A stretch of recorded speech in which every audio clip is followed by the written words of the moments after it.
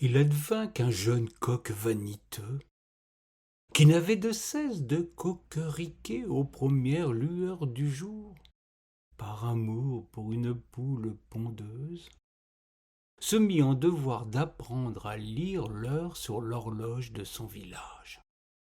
La belle exigeant une précision plus grande dans l'appréciation de l'instant où elle devait pondre son œuf quotidien.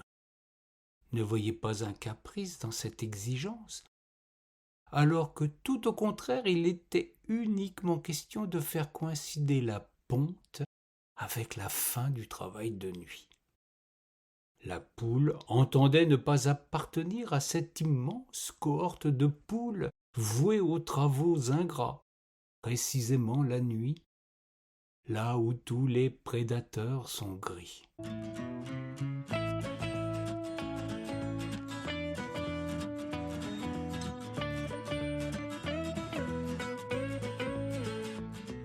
Elle exigeait des horaires décents dans le cas, hélas, fort improbable, où ses éleveurs lui laisseraient élever une troupe de poussins.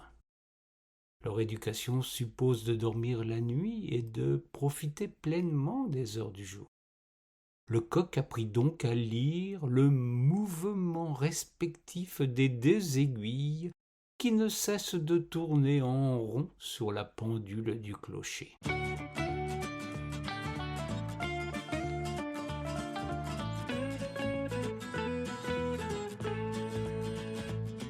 Il découvrit ainsi que lorsque ces deux-là ne formaient plus qu'une ligne verticale, son heure était venue de s'égosiller pour remplir son office. C'est du moins ce qu'il intégra un peu trop vite en vérité.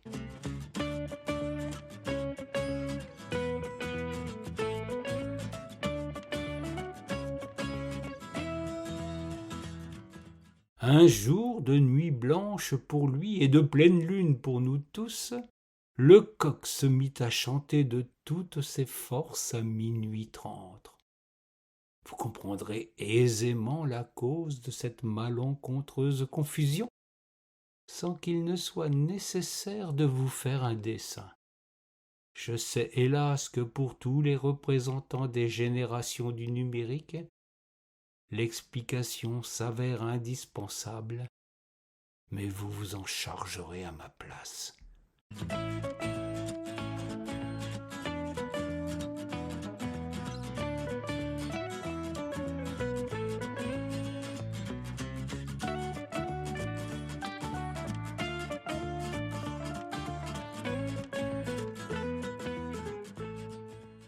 La poule pondit un œuf nocturne et s'en trouva fort contrariée. Elle s'en plaignit à son époux, qui dut en rabattre quelque peu. C'est elle qui lui indiqua qu'il ne fallait pas confondre la grande et la petite aiguille. Celle qui tricote le moins vite devant avoir la tête en bas quand la plus pressée doit pointer vers le ciel pour annoncer la bonne heure.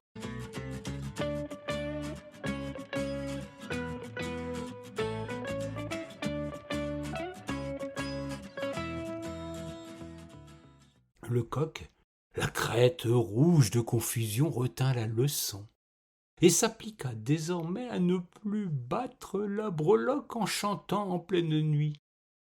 Depuis cette précieuse leçon, l'existence du couple était des plus tranquilles, même si la relation entre l'heure et le soleil avait une fâcheuse tendance à jouer de l'élastique. Le coq cependant respectait à la lettre la consigne, sans se formaliser plus avant.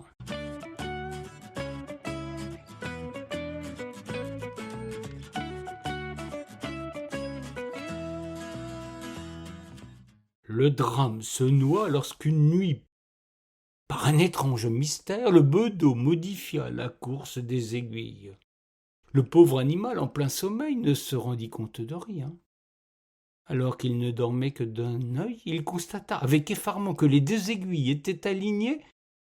Sans chercher à comprendre ce curieux phénomène, il se mit à coqueriquer de toutes ses forces. La poule, réveillée en sursaut, bondit précipitamment, alors qu'elle se trouvait en équilibre sur un perchoir. Son œuf chut lamentablement et se fracassa à son atterrissage.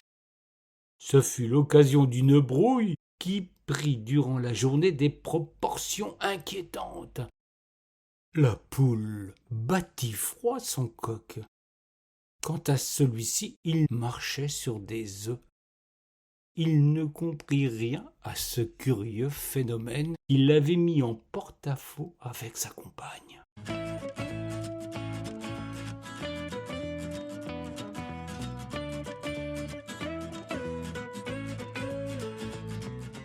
Dans le village, du côté des humains, il y avait remue-ménage aussi.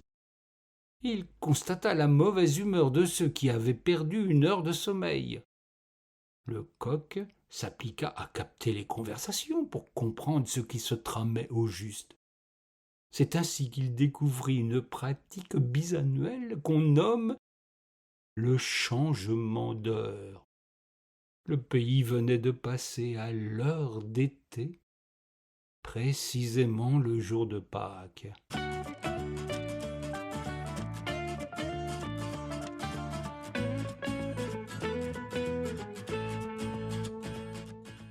De cette coïncidence, le coq comprit qu'il avait été chocolat un jour où ce n'est guère prudent, tandis qu'on ne change jamais d'heure sans casser des œufs. Il eut alors la sagesse de repasser à l'heure solaire pour se mettre à chanter afin de ne plus jamais avoir à remettre les pendules à l'heure avec sa poulette.